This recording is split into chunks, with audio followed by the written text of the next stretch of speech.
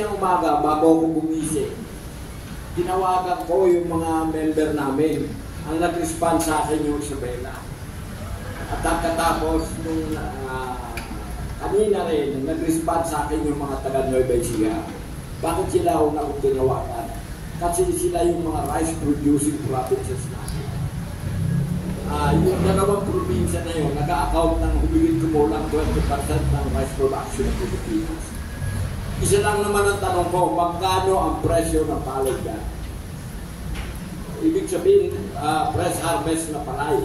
Ang sabi nila, kahit 15. Ganon ang sagot, parehong probinsya. Ibig sabihin, magkatulad yung presyo ng dalawang produkto. Eh bakit ka ako nagkaganon? Kasi sabi nila, ayaw bumili ngayon ng mga bumibili ng bigas dahil maraming naka-stock na bigas sa bodega. Ang tanong ko, bakit nagkaroon ng rice emergency? Ganun pala. Kasi ako sangayon sa tinatadanan ng RTL, magdideklara tayo ng emergency kung mayroong kalamidad o mayroong crisis. At ibubuga natin yung 300,000 metriko tonelada ng bigas. Ito, wala noon. Ibinuga ito. At inamin na rin mismo ng DA na ibubuga ito dahil hindi na nila ma-dispatcha yung 300,000 metriko tonelada. Kasi sa mga tweet, yung batayan na ginamit nila ay panluluko. Sabi ko nga, napakawalang yan ito, gobyerno na ito, nililin lang yung sarili niyang mamamayan sa halip na pagmanasakitan niya. Bakit ganon? Kasi simpleng arithmetic yan. Kung titingnan mo, ipinuga ito sa period na malapit at papunta na tayo sa pag-aani ng palay. Harvest month ngayon, February, March, April. Itong 3 buwan na ito, mag-aani yung magsasaka. Kahit may importation tayo, ang hindi natin naintindihan, 70 hanggang 80% ng kinukonsumo natin yung bigas ay locally produced pa rin. Pandagdag lang yung ini-import natin. So mga tweet, kung depress ang presyo ng palay ngayon, kasi 15 piso hanggang 18. Yung presyo na yan, 3 years ago pa yan. Baka hindi lang. Nung nakaraan, pansamantala tumaas yan. Umabot ng yan. Kung ikukumpara mo nung last year, ay umabot yan ng ng 17, 18 hanggang 23. Ngayon, ang presyo na yan ngayon ay 15 hanggang 18. Ibig sabihin, bumaba ng napakalaki ngayon dahil dinadahilan nga nila ay may surplus ng bigas at ayaw nilang magpapasok ng bagong bigas sa mga kamali. Huminto ng pagpili yung mga bumibili natin. Yung nga isa akong kaibigan bumabiyahing maliit na mayroon siya 3 truck nadaanan ko noong isang araw. Ano nangyari? Bakit hindi pala yan yung naka-stock sa'yo? Sabi niya, kahit ayaw bili ng bodega. Bakit? Kasi marami daw silang bigas na nakista. Ibig sabihin kung maraming bigas, ano ginawa niyo? Sabi niya, eto, giniling namin. Dahil kung hindi namin gigilingin, hindi kami makakabili. Mamaya ko kwento ko sa inyo yung balaki na ngayong batay dyan, makikita mo na mapag-aaralan natin ngayon. So simula pa naman may pag-aaral na kami. Ang nilalabanan talaga ng cartel na presyo ay hindi yung inaangkat nila. Ginagamit nila yung surplus na bigas na yun para i-depress ang presyo ng palay. At yung palay na mababa ang halaga dito sa atin, yun ang pinagkikitaan nila malaki. Kaya, sa panahon ng nag-aanay, sisikapin nilang maibabayan na ang supply ng bigas para bababa ang presyo ng palay, para mabili nila ng mura yung palay. Yun ang tunay na sikreto niyan. Yan sila tumatabo ng malaki. Pero yung pagbagsak naman ng presyo na yan, ang corresponding losses sa magsasaka niya, noon kinumpit namin yan, nung bago yung RTL, umaabot ng 20,000 per hectare yan. Ngayon, yan ang magpapaliwanag ngayon kung bakit mayroong krisis sa pagkain ng bansa. Bakit? Kasi, aminin na natin na malaking porsyento ng mga farmer natin, food consumer din. Bakit? Ibigas na nga inaanin nila, kumisan na hindi pa umaabot sa panahon. Yung iba nilang pangangailangan, isang source na rin nila sa iba. Hindi naman nila kaya i-produce yun. Hindi nila kaya mag-produce ng karne, hindi nila kaya mag-produce ng gula, hindi nila kaya mag-produce ng manok, hindi nila kaya mag-produce ng isda. Kaya bibili nila yan. Eh kung ang kapalit o binenta mo ay mababa yung return na dapat mong tanggapin, mayroon ka talagang problema sa pagkain. Kaya makikita mo ngayon, ang poverty ngayon mas mataas doon sa mga lugar na lumilikha ng pagkain. Yun ang irony ng kalagayan natin. Yung mga mangingisda natin, kung sino pa yung mangingisda lumilikha ng isda, walang makain. Kung sino yung magsasaka na lumilikha ng pananim, walang makain. Kaya, gaano makarami yan? Ang rural economy natin ay nakasandik sa 2 bay na production na yan. Kaya, ayan. Hindi na tayo dapat magtaka.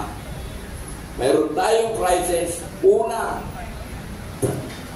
dahil yung pamilya natin manipulated, dyan nga lumilitaw. Bakit kaya nila idikta yung presyo? Talaga ba depression market, yung bang condition ng market sa Luzon, condition sa Mindanao, condition sa Bisaya? Hindi naman eh. Pag magtataas ng presyo, magkakaiba ng kondisyon yan. Makikita mo kanina eh. Pag magbababa ng presyo, papasok, ibig sabihin magbababa ng presyo ng raw material na agriculture, yun, united ang presyo. Magkakamukha. Ang tanong ko, bakit? Diyan mo na makikita na manipulated ang market. Anong nagbukas ng manipulation na yan? Yun sinasabi ni RC kanina na mayroon tayong pinagtibay na rice tarification.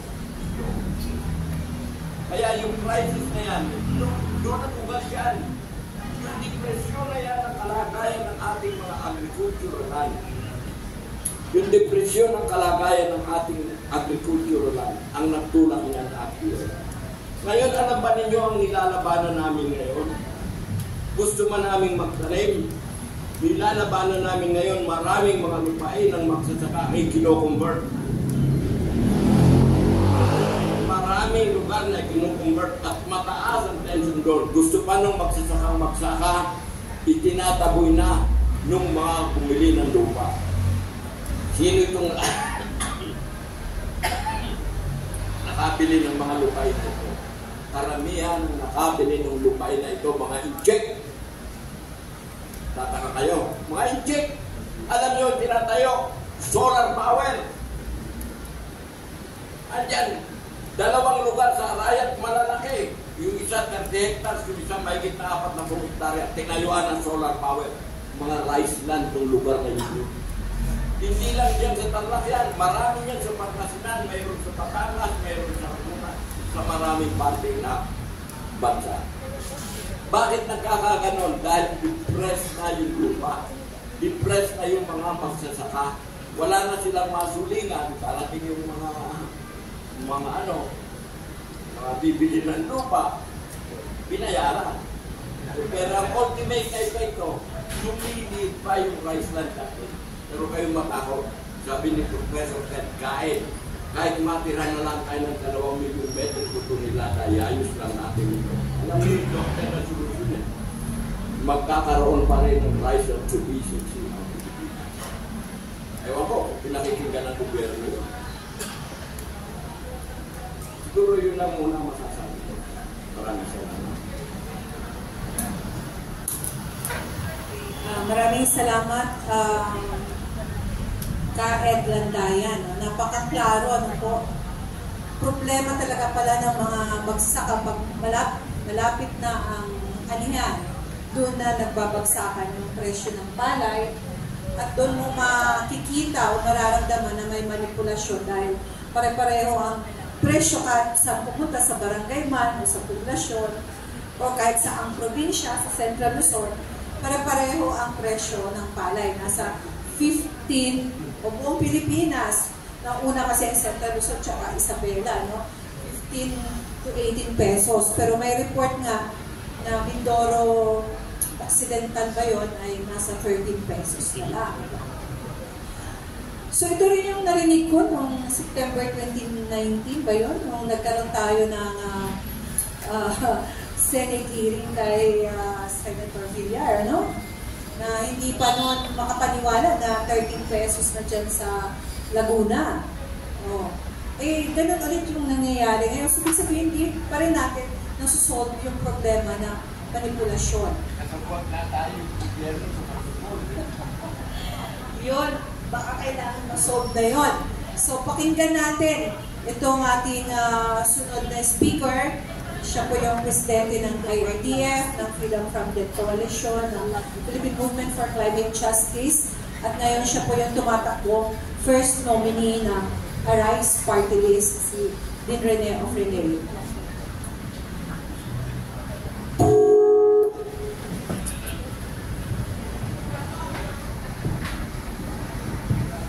Good morning, everyone. Maraming salamat kasamang Arce at kasamang Ed. Actually po, itong nakaraang magbuhat ng 2019 na may pasa yung rice tariffication law, dapat marami na tayong lesson na natutunan at dapat mayroong pagbabago sa direksyon.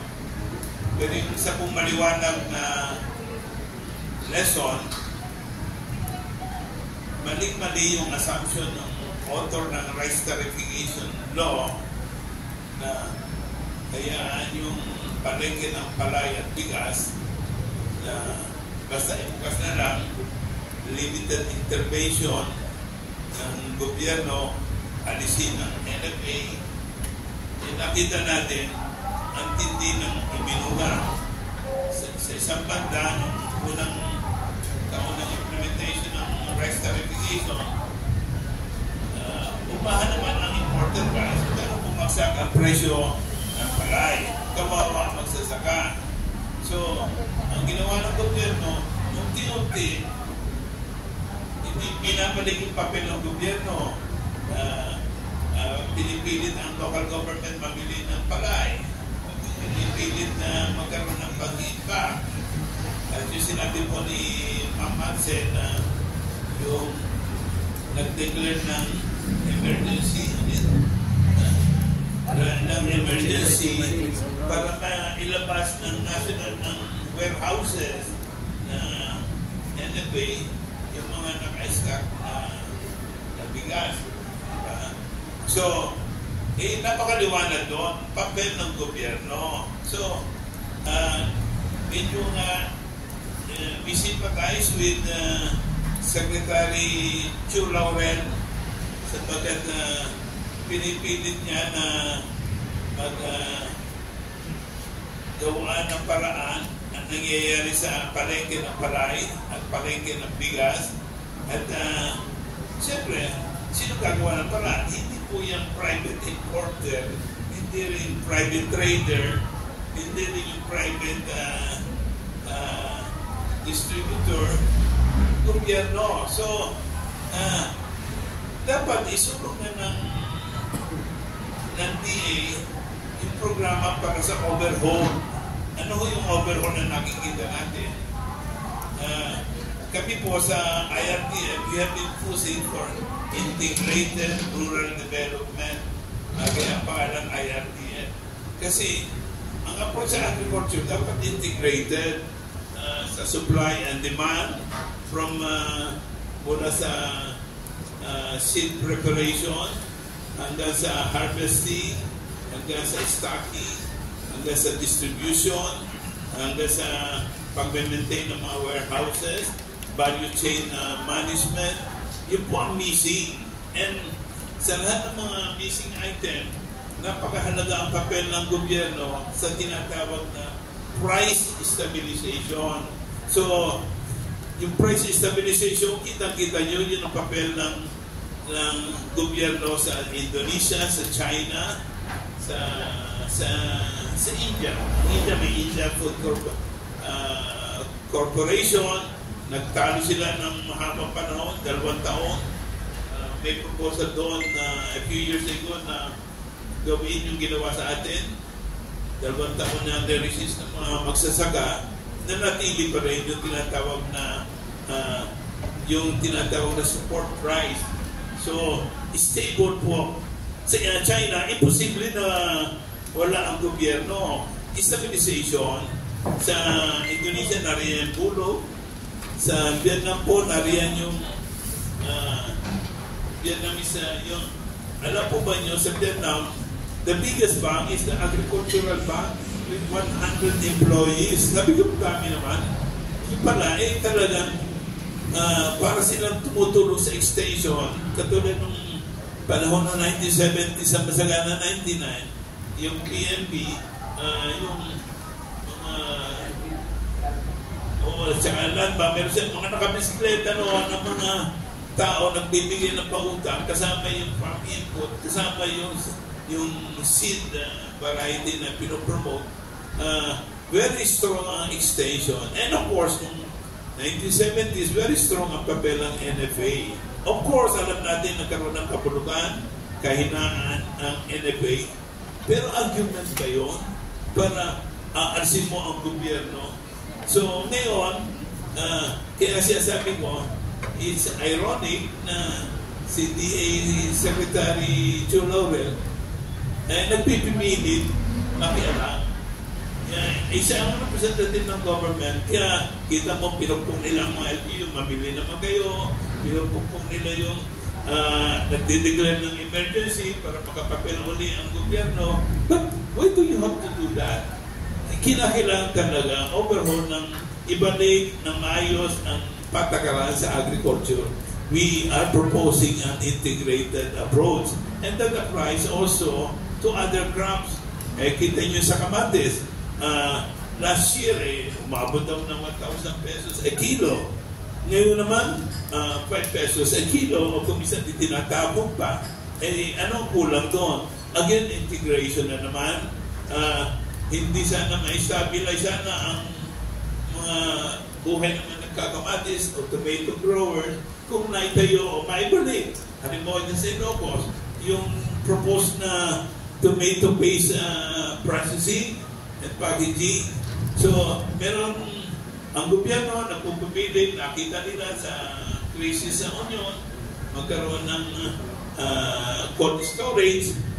But sana integrated from cold storage to processing to, of course, hindi po natin sinasabing everything government, but the government should be there. Sa Singapore imports almost everything, but you see, ang Singapore po,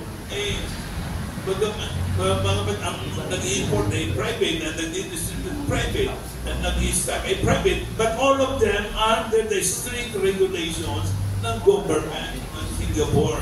And pagdating sa iba't ibang pagkain na pumapasok sa Singapore, ang Singapore government, they make it sure na nakapag-source sila from ng iba't ibang pagkain from 100 countries or so. Diversification, part na kanilang security. Kaya if you've been to Singapore, mapapansin pa, very stable na presyo. So in other words, we need a government-led, integrated approach na kasali, higit sa lahat, ang partisipasyon ng ating mga magsasaka from below. Hindi naman natin sinasabi mawala ang mga traders, etc. That is to be integrated, holistic. Yun lang ako. Thank you, Dean Rene. So, may mga questions na po. Sige po. Please identify yourself. Hello. Dick Solinta, 25. Sir, may we know, kasi sa House of Representatives, bumuo sila na, are you aware of the Quinta Committee or the Super Committee of the House of Representatives regarding murang pagkain? lahat ng binabanggit ninyo, it was identified during the 3 consecutive hearing conducted by the Quinta Committee under Congressman Joey Salceda, na ang problema hindi lang sa traders, sa wholesalers, maging sa retailers, pati yung land bank nakita may problema na imbis na yung land bank ay tumulong sa mga ordinaryong magsasaka, hindi niya ginagampanan yung kanyang trabaho. Yung rice tarification law nakapaloob doon, yung tinatawag na Rice Competitiveness Enhancement Fund, yun ba'y napapakinabangan ng ordinaryong magsasaka. At ang sabi ni Ka-Ed Landayan kanina, ang buying price ng palay sa Region 2 and Region 3 is 15 pesos. Pero last week, nung ilunsad ni Secretary Chu Laurel, yung part of the 300,000 metric tons na galing mismo sa NFA para sa murang bigas, ang sabi niya, ang buying price dapat before the harvest season is 23 pesos. Bakit naging 15 pesos pala? So any reaction on this, anybody, especially Ka-Ed Landayan? Kami mismo na nakakadama, hindi naman namin nadama yung sinabi ni Secretary Laurel. Pag pumunta ka sa kamalig ng bigas, sabihin sa'yo, pumunta ka ron. Yun ang katotohanan, ito na nga mismo, ito na yung nagmamarket ng unti-unti nilang binibili. Napilitan sila na ibuga yung kanilang bigas na nabili kapag wala silang mapagdala ng medyo mataas na presyo ng palay.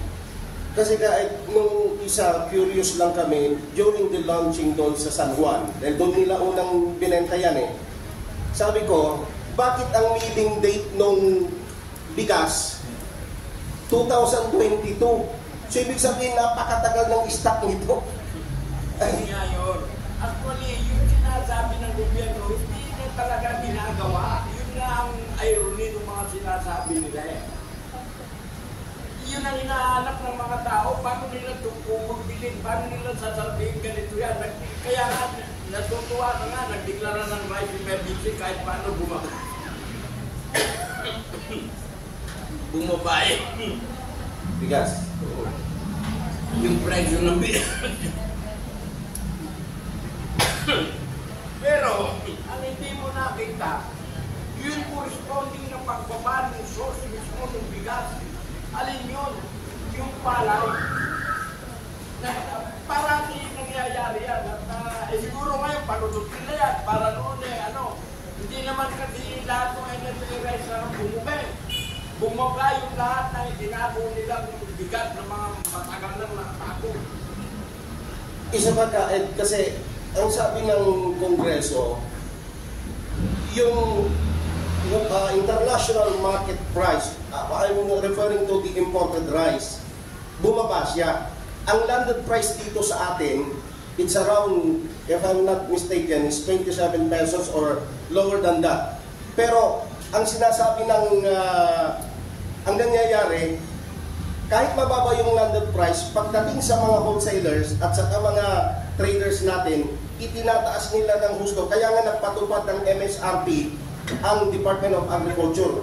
Kahit yun nga yun Bakit nila nagagawa yun? May nagpapatupad na ng MSRP.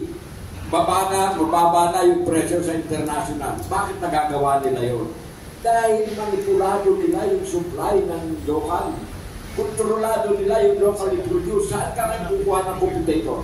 Okay. Sir, one last point from my end. Kung kontrolado at manipulado nila, sino po yung nila na tinutukoy po ninyo? Alam mo, hindi ko kayang sabihin niya. Pero makikita mo yan. Magdipo tayo sa Nueva Ecija, tuturo ko sa iyo kung saan yan. Magpunta tayo sa Tarlac. Alam pa ninyo yung trading pattern nila ngayon? Hindi lang naman ang pinatay nila yung magsasaka. Yung mga small rice trader, yung maliliit na mga bodega, yung maliliit na gilingan ng palay. Patay na ngayon din sa mga lugar na yan, pangunahin sa Isabela, Nueva Ecija. Wala na yan. Bilang dagdag dyan, Nung maalala nyo, nung 2024, di ba, tumaas yung presyo ng bigas. So, nagbilihan siguro yung mga small traders na mahal, nasa 22 talaga. Ngayon, nung bumagsak yung presyo ng bigas, nandun ngayon, naka-stock ngayon sa mga small traders. So, sila yung nalugi. Sila ngayon yung nalugi. So, maraming mga nalugi rin mga small traders. Gusto ko lang idagdag yung dun sa land bank, no? Malaking problema itong land bank. Kasi maraming mga kooperatiba, maraming mga asosasyon, lalo na mga agrarian reform beneficiaries, ng mga rice farmers, yung may utang. At hindi sila makapagbayad. Okay, dahilan nga dito sa problema natin ng climate change, yung mga malalakas ng mga bagyo, pag tinamaan yung farm ng isang magsasaka, hindi na yung makaka-recover at hindi na yung makakapagbayad sa mga utang sa land bank. Ngayon, dahil may patakaran tong land bank na hindi ito pwedeng magpautang kung mayroon pa rin sa mga kooperatiba na mayroon pa rin mga arrears, so hindi makakaahon yung magsasaka, hindi makaka-refinance. So yun yung malaking problema, kaya nga wala rin sa IRDF ay aming pinapanukala, lalo na ngayon sa mga naapektuhan ng climate change impact tulad ng mga drought, pagbaha, pag-ulan, marami yan sa Bicol Region, sa Samar. Ngayon, drought naman dito sa bandang norte, na magkaroon ng kompensasyon. Cash assistance, bukod pa doon sa RCEP na sinasabi na galing sa taripa ng mga imported na bigas, galing mismo sa gobyerno para tulungan yung mga magsasaka na makaahon doon sa pagkabangkarote nila. Kasi darating ang panahon, lalo na dito sa konteksto ng climate change, wala na pong magsasaka. Lalabas na sila sa pagsasaka, hindi na sila makakaahon. Katunayan sa Sorsogon, alam niyo naman na ilang beses binabaha ngayon ang Sorsogon. Ilang beses din nagtatanim, nagpupunla yung mga magsasaka sa Sorsogon. 50,000 to 30,000 yung sinasabing gastos at yung nalulugi ng rice trade liberalization. Ngayon, magkano yung nalulugi? Dagdag pa dun sa rice trade liberalization dahil po dito sa mga pagbaka at pag-ulan. Hindi na kaya pumahon yung magsasaka kung walang ibibigay na karagdagang cash assistance sa halip ng mga ayuda na napupunta naman sa mga pagkukonsumo ng mga hindi siguro kinakailangan ngayon tulad ng mga cellphone at iba pang mga binibigay natin doon ngayon. Yung mga binibigyan natin ng ayuda, baka naman yung mga magsasaka yung mabigyan ng suporta, lalo na yung mga apektado ng climate change. At ito po, hindi na nga makautang sila sa land bank. So hindi siguro kailangan ngayon yung utang. Baka doon sa komitiba na yun, sinasabi ninyo, sana nagkaroon sila, paano kala, na magkaroon ng kompensasyon yung mga magsasaka dahil sa pagkalugi sa liberalisasyon, pangalawa, pagkalugi dito sa mga klima, pagbabago ng klima. Makamay dagdag po tayo. Ano nangyayari ho ay yung swing ng presyo violent, pero may panahon na sa pagsisikap na pinupukpok yung mga LGUs na mamili, lalo nag-start yan sa Isabela, dahil medyo nakausap ko ng IRD at doon, yung government, yung gobyerno, yung governor, na iakyan nila ng 23, Pero sandali lang. So, ang isang malaking problema, kaya sinabi ko kanina, nagsisimpati ako kay Secretary Cholaret, ginagawa niya ang paraan na may ayos, mamigay ng binhi, mamigay ng makina, etc. Pero ang ating namang NEDA, tuloy-tuloy yung import liberalization. So, ang sabi ng USDA, US Department of Agriculture, ang Pilipinas is now the biggest rice importer. 5 million tonelada last year, 5 million tonelada again this year, at ang prediction nila 2 more years. Sabi, baka kung totoo yung sinasabi mo ni kasamang Ed na ang land conversion at saka reduction ng productive agricultural land tuloy-tuloy because of unang-una yung pong subdivision, yung paggagawa, pinagin niya na solarization. Can you imagine may solar plantation na 1,500 hectares? Kung each covers productive land, ang laking area po noon. Meron po niya na napalitan natin sa Nueva Ecija. Pero, bakit hindi lang ang gawin yung proposal po ng UP, let us solarize our cities, all our buildings. So, malaking contribution niya sa climate change. So, at malaking kamurahan po. Bakit mo isosolarize yung mga productive land? So, yan po dapat talaga i-strategize. Anyway, at this point, siguro po introduce ni Ma'am Arce, yung ating isang speaker na galing pa o imported sa summer. Okay, salamat din, Rene. So, sinabi nyo nga na maraming mga panukala na mula din sa House of Representatives. Siguro hinihintay ng mga mamamayan, lalo na yung mga magsasaka, yung political will, no? Upang basagin itong sinasabing manipulasyon at control ng mga traders na pinanggit kanina ni Kaed, na isa yun sa, I think sila yung nagtamasa, sila yung nakonsolida, sila yung nakalakas sa ilalim ng rice trade liberalization regime ngayon. Okay? Hindi yung nagbenepisyo ang mga magsasaka o kaya man yung mga consumers na nangangailangan ng mababang presyo, kundi itong grupo ng mga traders. So, mahina, walang talab kung ano man yung mga rekomendasyon o resolution na maganabi sa House kung hindi ito tututukan. Nakita na natin noong 2000 na mayroong, kita ko yan may mga ilang warehouses na nilay. It was just maybe a show ng panahon na yun. Hindi naman po nagkaroon talaga ng talaga aksyon para mapahina yung control sa industriya ng bigas ng mga traders. So ngayon naman, may tanong. Yes po. Good morning po. Paolo Barcelon po from Billionaire News Channel.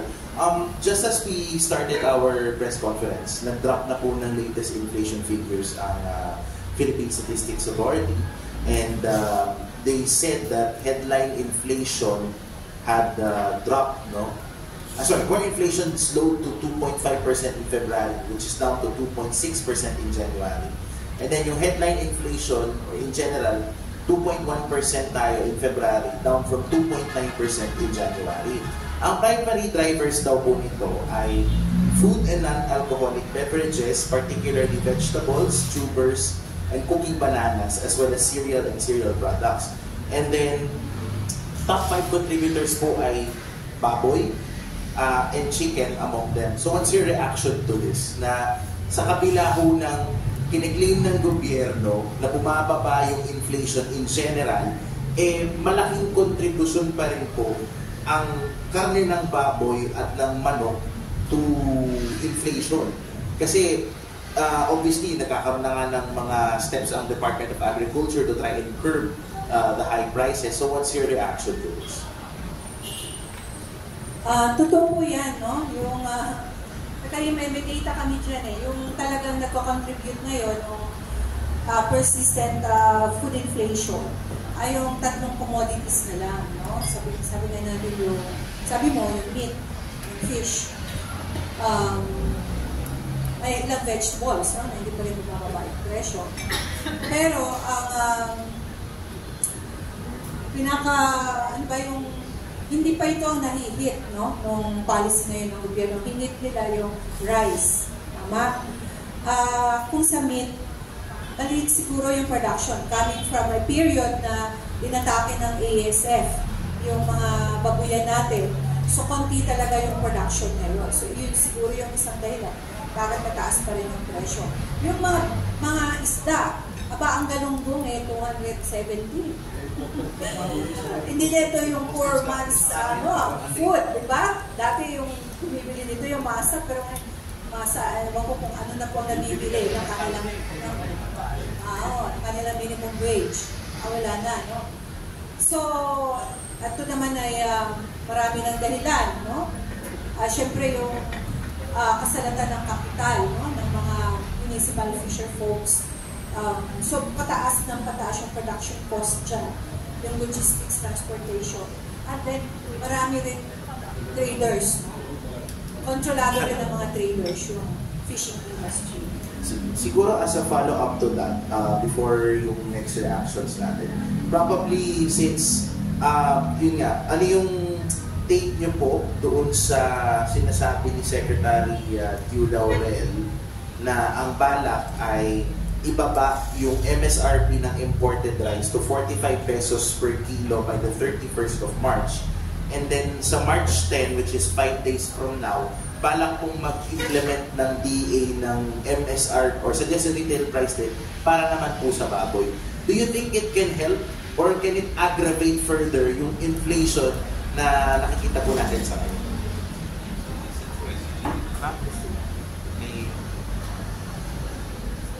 Si Dean Red.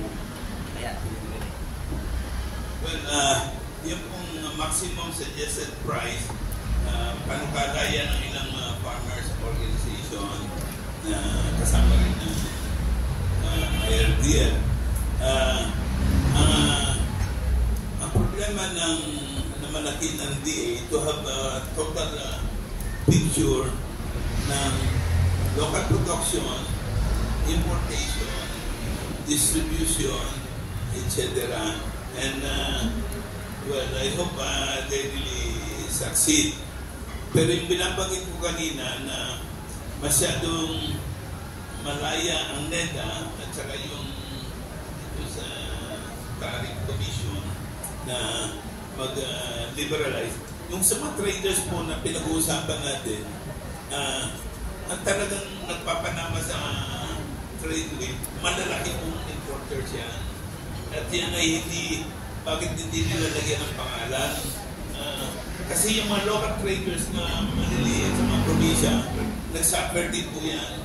Saka yung mga rice millers na maliliit, nag-suffer din po yan. So, ang dapat kasi, meron kang control sa importation, but at the same time, matindi ang drive towards local production. At dito malaki ang papel ng gobyerno na tinanggal ng rice tariffication law. So yun po ang malaking irony dyan. So, kaya sinasabi ko po ulit, nagsisipotay sa kay Secretary Laurel kasi pinipilit niya kaya gawin. Now, magsasaksit ba yung kanya suggested maximum price? Kasi gagawin niya, pupuntahan niya yung mga palengke at titignan na, from 60, 55, 45 pesos a kilo, yun ang suggested na kuhan. Pero, may mga players, siguro, bakit din na natin sa katotohanan, bakit hindi nila bigyan ng pangalan ng yung mga bumubuo na tinatawag na rice cartel in the Philippines? Kasi may rice cartel talaga naman noon pa. At karamihan dyan ay nasa importation side. So, bigyan muna natin ng puro-puro din si Professor Ted Mendoza. Siya po yung aming inibitahan din para makapagbigay din siya ng posisyon kaugnay dito sa krisis sa pagkain, lalo na yung patuloy na pagtaas ng presyo. Baka magsimula ka rin sa pagsagot, kakayanin ba yung mga kasalukuyang aksyon para pagpababain ng presyo tulad nitong suggested retail price. Magandang umaga po sa ating lahat. May tumakbo. Galing din lang po sa isang seminar ng Future Earth Philippines. I hope meron din silang press conference mamaya. Bago ako tumakbo dito at magbigay ako ng quick briefing about well, sabi ko nga kanina, ako ay nag-shift, dalawang press briefing dito, nakiusap ako na ako nang susunod na magsasalita. As a scientist po, palagi sana kami ay nasa science-based ang mga sasabihin namin at ang isang mahirap sabihin pero yan ang katotohanan. Itong food prices natin kasi ay talagang hindi na mapipigilan yan. Okay? Sa maraming factors, global at saka local. Sa global kasi, kung simulan mo natin, ang malaking threat nga natin ay ang climate change. No? Si Lester Brown nagsabi, kung ang US, yung grain center nila doon, areas, ay tamaan ng drought equivalent na tumama sa Russia, babagsak ang supply ng pagkain by about 40%. Kasi ang corn, sila ang nagsusupply ng 40%. May threat pa rin ngayon ang India. Ang India usually nag-export ng 20 million tons na ang contribution ay 40% din ng global rice export. Kung ngayon ang threat din sa kanila yung extended drought kasi 90% ng rice nila ay grown through irrigation pump. Lumalalim na yung pag-pump ng tubig. Kaya nagmamahal din ang cost kasi energy based yun fossil fuel based yun hindi makasapat yung solar nila. So ang main source natin ng rice import ang Thailand, ang Vietnam, 90% kasama na ang Thailand. Pag nag-extended drought, ang tatamaan yung Mekong River. 11 big dams ang na-construct ng China. So pag po yan ay na-extend ang drought natin, wala na halos aagos na tubig sa Mekong River. Ang papasok yung saline water sa great rice areas ng Vietnam. So yun po ang mga threat na dapat nating paghandaan. Itong inflation na sinasabi natin, nagsimula yan ng COVID-19, etc., na-disrupt yung supply chain natin. So nag-trigger ng food price, tapos yung geopolitics na yan, nagkaroon ng rin sa supply ng oil, tumaas ang presyo ng langis, cost of production, particularly fertilizer, nitrogen fertilizer na nakabase rin sa oil. So, yun po ang natin. So, meanwhile, sa kasalukuyan, sapat pa rin naman sana ang supply niya, pero yung movement, yung distribution, yung logistic aspect noon.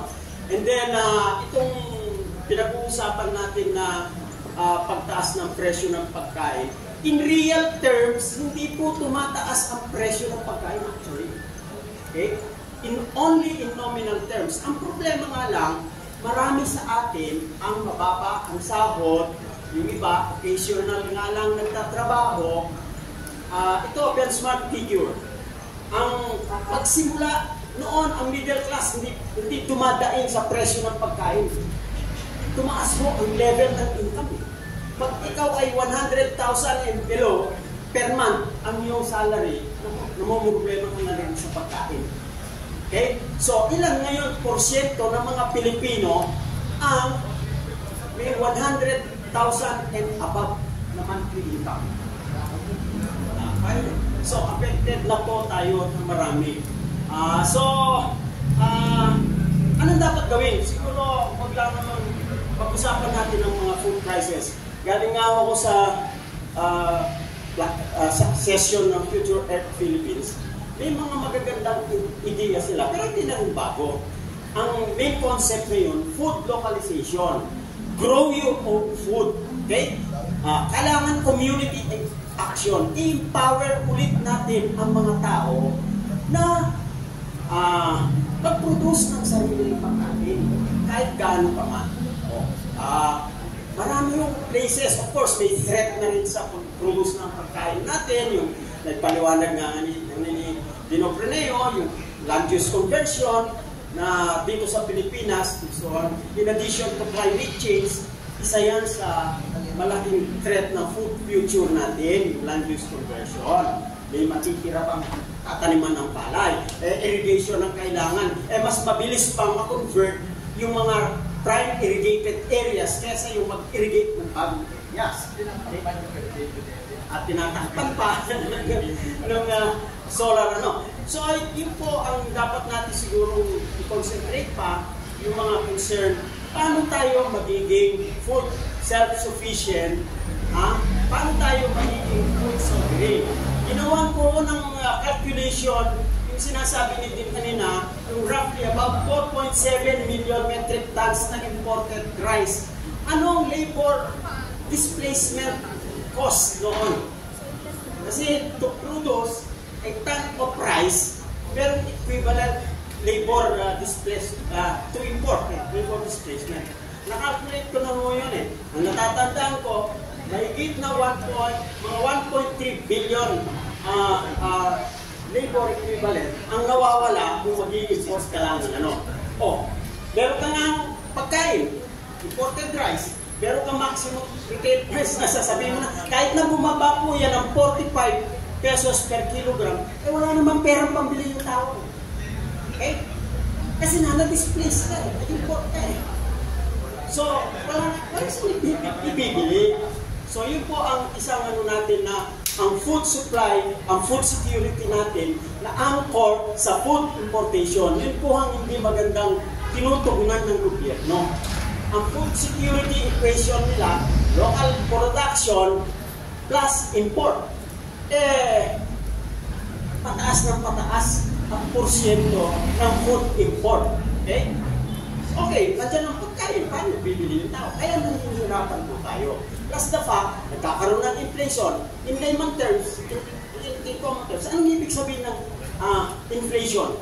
Bumababa po ang kakayahan ng pera natin na bumili ng pagkain. Kunyari, sabi na nga ng anak ko, tayo mo, ang pawalente ko ng 1,000, puno na itong 2 bag ko. Halos hindi na niya mabibit. Ngayon, yung 1,000 ko, yung maliit na bag na lang. Kasi wala nang purchasing power, ika nga, ang ating pera. Ang nagsisave na lang ngayon, yung OFW natin. With this geopolitics, yung gulo sa baka mabawasan na rin ang employment nila, yung influx ng pagdating ng pera dito sa atin. So, kailangan mo talaga i-localize ang pagpuproduce ng pagkain. Kaya nga partly, ang DA, meron silang ginagawa positive, may negative. Ang DA may project ngayon dun sa agroecology-based farming na pinopromote natin yung pagtatanim ng naangkop na pagkain, na gulay, na prutas sa paiba-ibang landscape natin para sapat ang ating pagkain. Kasi pag sinabi natin pagkain, parang rice lang doon sa protein natin, meat.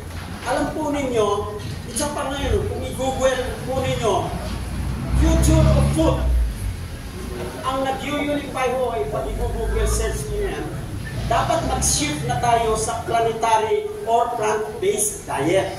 Okay? So, para masuplayan yung ating pagkain. Anong dahilan? Kasi po, pag meat-based diet tayo, simple lang eh. We need 7 kilograms of plant protein to produce 1 kilogram of animal protein. Kaya, hindi maaaring hindi tataas ang presyo ng animal protein, ng pork, beef, or even manok. So, asahan mo natin yan. Kasi tataas ang presyo ng corn. Okay? Tataas ang presyo ng soybean. Ito paano hindi tataas ang presyo ng ating binibili? Pero yung soybean na yan, or yung pagkain, dapat diretso na natin kanin. Yung pagdami po ng populasyon, yung pagdami ng populasyon lang ang tinitingnan natin. Dumadami rin po ang sinasabi nilang middle class. Pagdami ng middle class, ang middle class food equivalent is about 3 times the food ng pangkaraniwang tao. Bakit? Kasi marami na silang perang pambili ng chocolate, ng milk, etc. Kasama na yung pataas ng population ng dogs, ng cats. Di ko niyo na napapansin? Ang dami ngayon na mga Pilipino nag-aalaga ng mga special dog, special cat. Ang food equivalent ngayon ng 1.5 billion dogs and cats at 75% ng food ng tao is already 1 billion. Okay? So yun po ang isang nagano'n.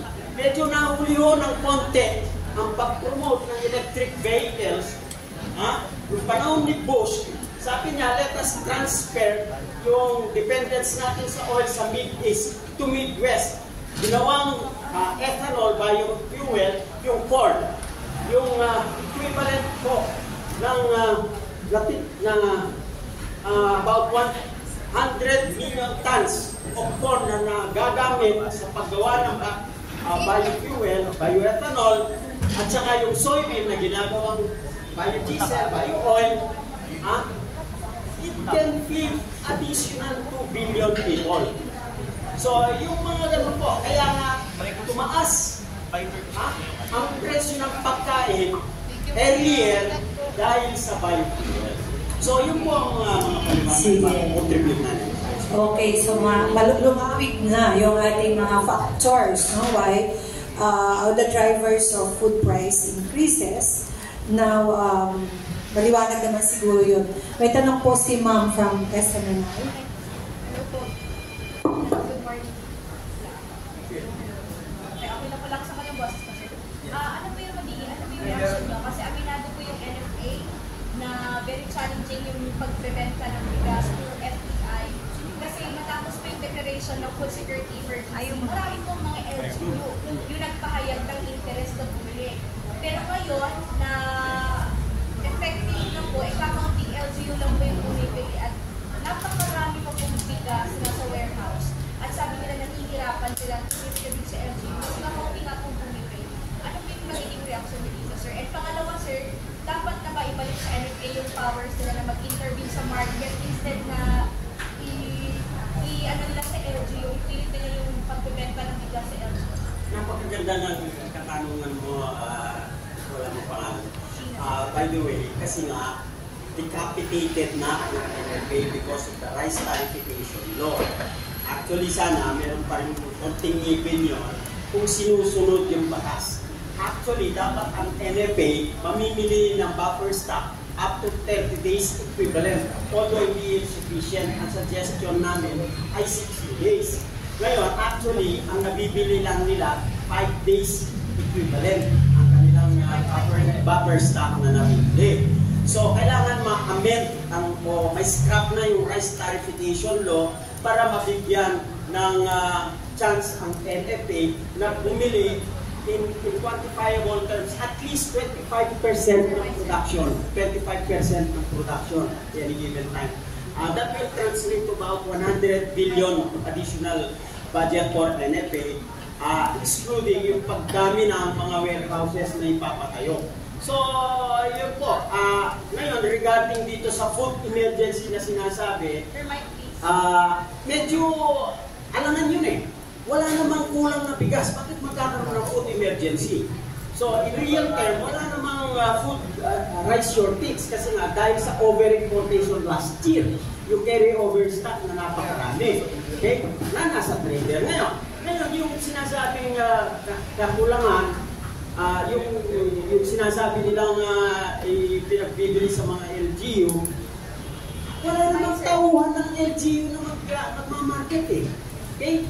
So, sinong gagawa ng tungkulin ng pagbibili? Kailangan ng stock doon eh. Kailangan ng storage doon. So, hindi nila kinonsider yun.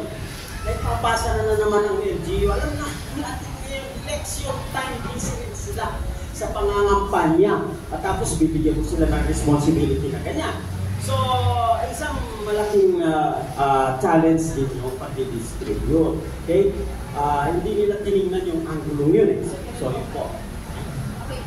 Sige po. Any reaction po? Yun pa rin yung aming stand na dapat ma-scrap or ma-amend or mabago. Actually, dapat magkaroon na ng bagong batas. Ang itinutulak po natin ay yung comprehensive farm support na mula dun sa production, marketing, yung sinabi kanina ng Rene, logistics, even yung supporting yung mga cooperatives para sila na yung directly mag-market. Ngayon, but with the government having stronger intervention in terms of price subsidy sa bahagi ng mga farmers and then consumer subsidy. That would entail 100 billion budget for NFA. Then, go for it. Instead na paghati-hatian sa mga pagbibigay ng mga ayuda ng mga politiko, bakit hindi dalhin doon sa mayroong impact sa income ng mga farmers and therefore sisigla yung ating ekonomiya dahil mga 3 hanggang 4 na milyon din po mga rice farmers ngayon na naghihirap. And then yung mga allied industries like transportation and yung mabuboost yung ating rural economy. But for this Rice Emergency Act to be supported by the local LGUs, tingin namin hindi ito mangyayari. Kailangan mayroong stronger entity, maybe stronger than NFA now, but that would require a new law. Hindi na yung rice trade organization. Si Dinren. Yung suggestion po nyo na ibalik ang NFA. Actually, ang position po namin, kinakailangan ng bansa ng isang price stabilization agency. Hindi mo kinakailangan niya pangalan na National Food Authority. Bigyan natin naman. Kasi masyadong na-corrupt yung NFA.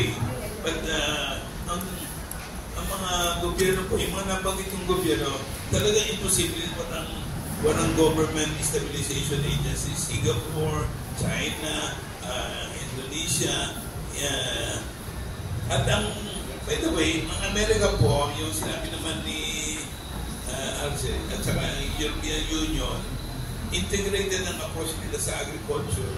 You know, in America, every 5 years, nire-renew nila yung farm support bill. 1,000 pages yun. Ang hirap pero bakit napagalaga renewal? Kasi renewal yun ng subsidy sa maraming, yung mga, meron silang mga special ban. Ang Europe naman may common agricultural policy. Awan ko lang, ang gulo-gulo ngayon ng Europe.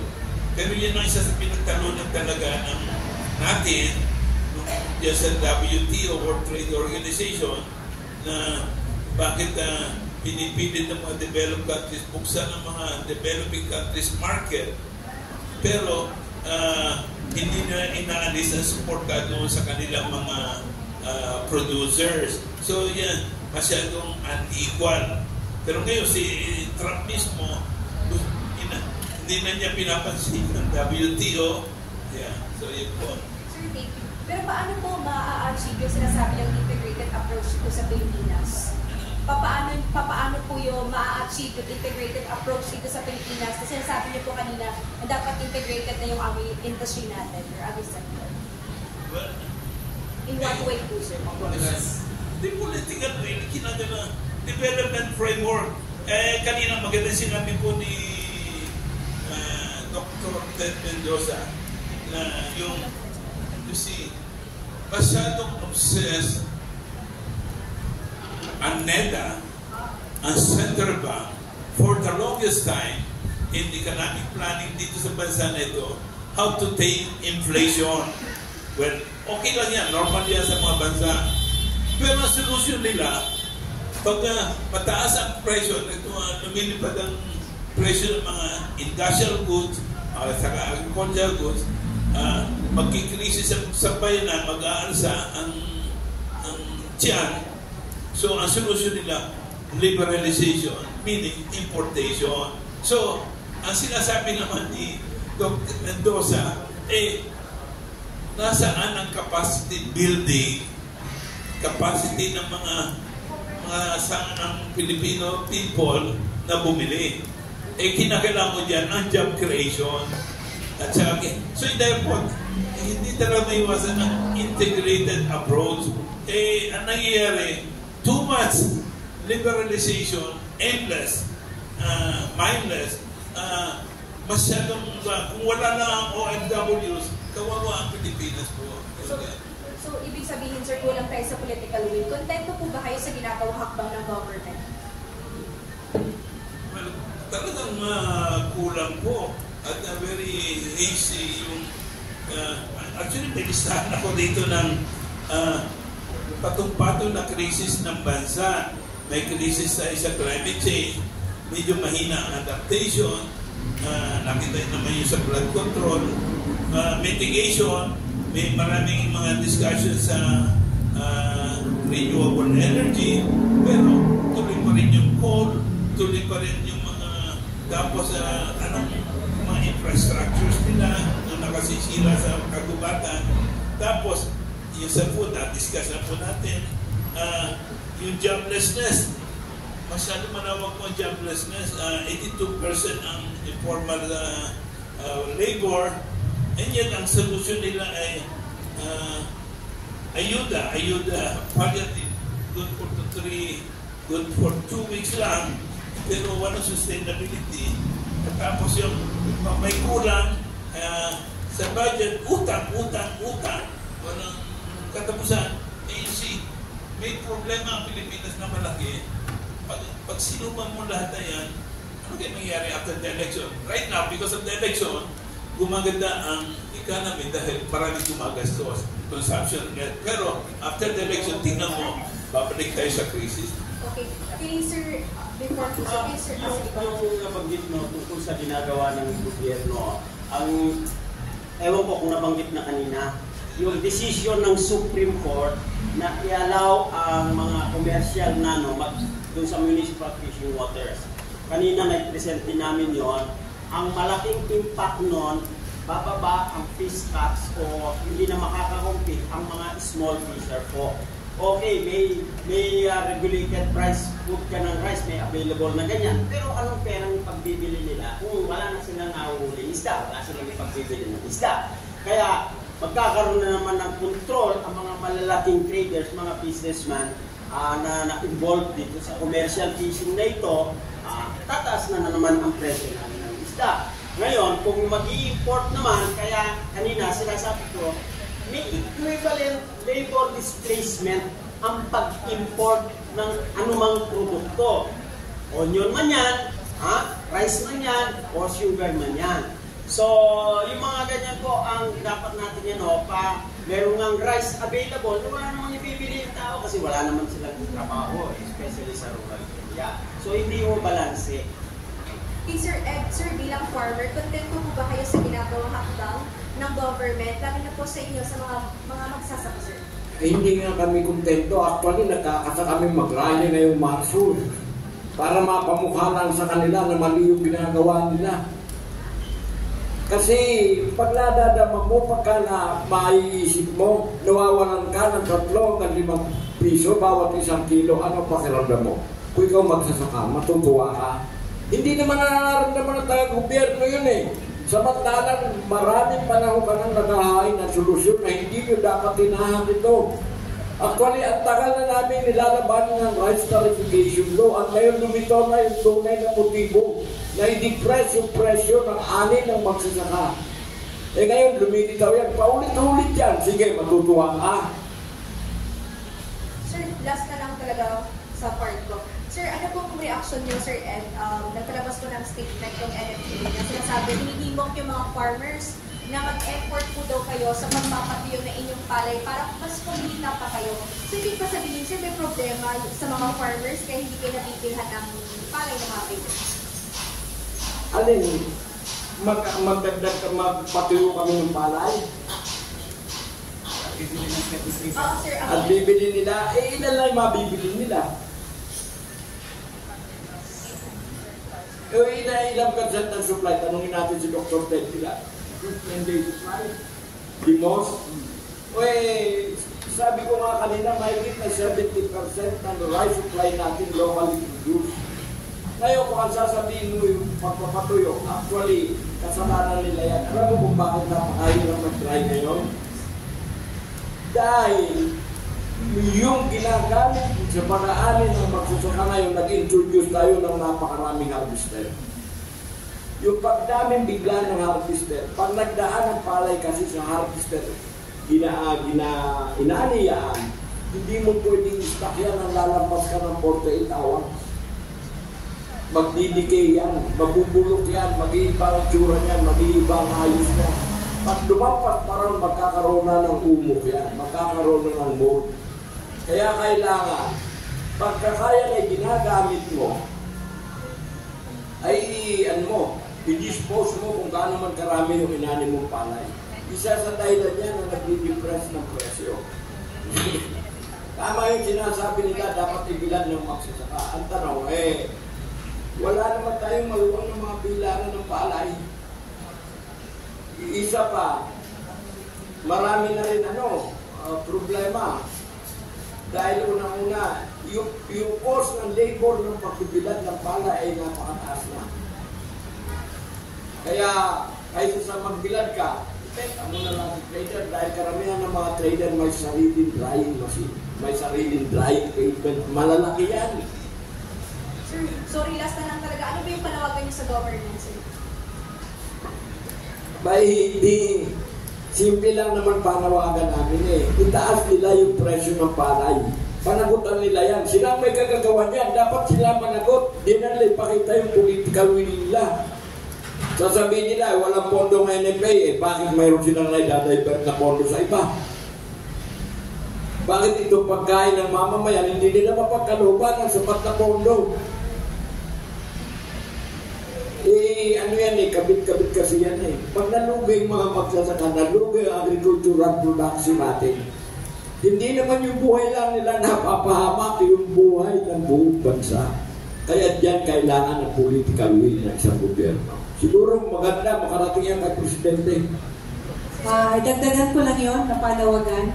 Siguro kailangan i-realign yung budget at priority ng gobyerno ngayon. Tanggalin yung napakalaking budget, bawasan ang napakalaking budget sa build.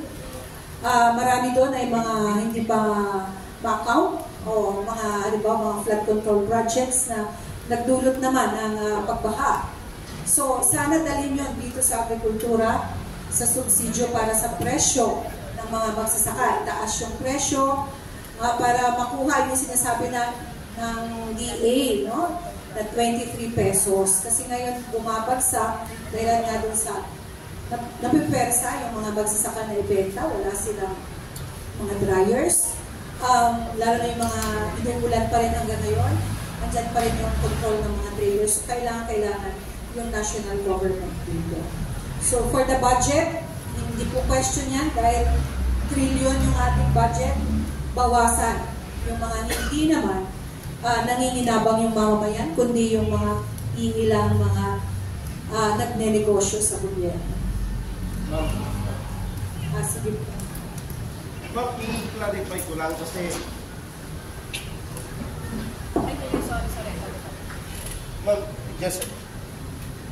Ma'am, just a clarification lang. Kasi according to you are advocating to scrap the rice tarification law, including the import liberalization.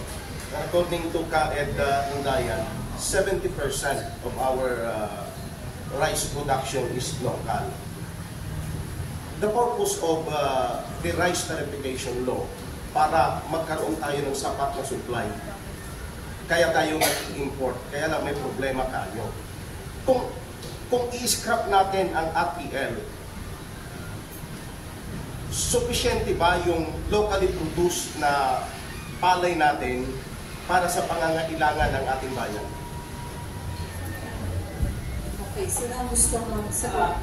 Yung sa rice tarification law kasi, ang NFA mandated na lang na bumili ng locally produced rice for buffer stock equivalent to 5 days. Okay? Kaya walang control ang NFA dun sa imported rice.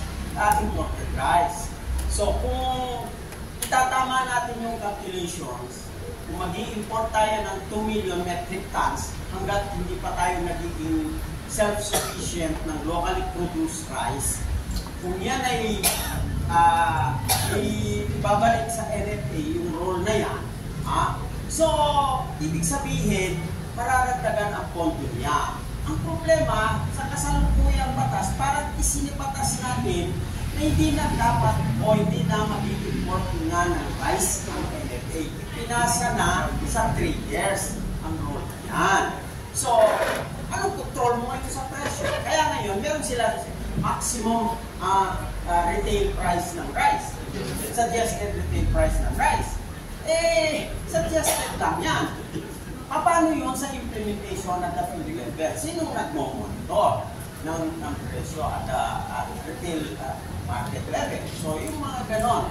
Kaya nga sa amin, relevant na napag-usapan nila, na-retain nila yung rice tarification law na yan. So, ang maganda siguro, palitan na natin yung batas para doon sa effectivity, pwedeng sa close doon, almost magiging integrated na yung sabi natin Rice Industry Development Act, for instance, na isang component yung how do we achieve in the short term yung rice efficiency, rice security ng bansa, sa medium term, paano mabawasan, and then in the long term, paano maging rice self-sufficient. As an agriculturist, as an agronomist, palagi namin sinasabi, we have all the potential, even with the current land area, to produce sufficient rice for the Filipinos. Basta itama lang yung presyo, magiging profitable. Ang sinasabi nga namin, dapat hindi yung per kilogram ang sariling metric natin. Kailangan po ang magsasaka kumita ng 100,000 pesos per hectare. Pero, Sa ngayon, magkano kinikita nila? 20 pesos. 20,000. Kaya nga, yung magsasaka, nababaon sa utang. Ang kanilang rice na natitira sa kanila is only good for breakfast. Yung dinner, yung kanilang lunch and dinner, hindi nila napakayanan. There are only 3 to 4 farmers out of 100 ang hindi bumibili ng bigas. Okay. So, even our rice farmers bumibili rin ng bigas. So, critical pattern yan. Sige, yung kakayanan na mag-produce at maging self-sufficient sa bigas, kaya naman kung may mga correct policies, subsidy nga, production support, fertilizer, binhi, seeds, support sa marketing, sa post-harvest, sa drying. But nawala po, kulang. Mga ilang farmers lang siguro yung nabibigyan, especially, ano pa yung nanggagaling pa dun sa import tariff, yung sinasabi natin, RCEF. At divided pa yun into different mga agencies na related sa agriculture. But another point is on the price stabilization na sinasabi, hindi pa ba sapat yung ating National Price Coordinating Council? Monitoring lang yata yun ng price, tsaka at the same time, ito na nga, naglalabas ng mga suggested retail price. Hindi po makokontrol yung presyo kung walang ibabagsak na bigas sa merkado ang gobyerno. Kasi kung ang bigas na ngayon na nasa warehouse, 300,000 metric tons, diba? Hindi bababa yung presyo dahil we're looking at 10 million metric tons na nagsisirculate na bigas sa local supply. So, dapat may enough supply, sabi nga natin, 60-day supply, para malaman ng mga traders na may nakaambang bigas na ilalabas ang gobyerno. So, hindi nila sila basta-basta makakapag-control ng presyo. Okay. One last na lang sa akin para kasi doon sa issue ng drying that falls into the farm inputs supposed to be na ibibigay ng gobyerno. Kasi ang sabi nila, wala tayong mga drying facilities, lalo na yung mga local farmers natin. Hindi katulad ng mga traders na talagang makita nyo ang lalawak ng kanilang mga pinaran, mayroon silang mga machines. So, ano ang dapat gawin ng gobyerno? Dapat palakasin yung post-harvest support sa mga local farmers natin? Baliktad ang nangyayari eh. Hanggang nagpapalakas tayo ng post-harvest support. Kami recipient kami ng post-harvest. Meron kami drying facilities. Alam mo, hindi namin nagamit. Alam mo kung bakit? Yung cost kasi ng drying, mag-dry ka sa pavement at mag-dry ka sa sa machine na binigay ng DA, mas mataas yung binibigay nila. Kaya hindi anong gagawin mo sa makina mo? Hindi mo na gagamitin, nahanap ka na lang ng iba or else ibenta mo yung palay mo dahil yung cost ng drying mas mataas. Totoo, nagbibigay sila, aminado kami ron, recipient nga kami. Hindi namin nagamit eh. Gusto ko dagdagan yun, yung sa survey nga namin, okay, may dryer dyan, hindi nagagamit, kasi may forward selling na ginagawa yung magsasaka. Na understanding dun sa nagpautang sa kanila at harvest time bibili nila yan. So in short, wala naman silang tutuliwin na palay doon sa mga dryer na ibinigay ng gobyerno. Kaya yung sinasabi, integrated approach dapat sila. So in the long term, kailangan talaga ma-cooperativize.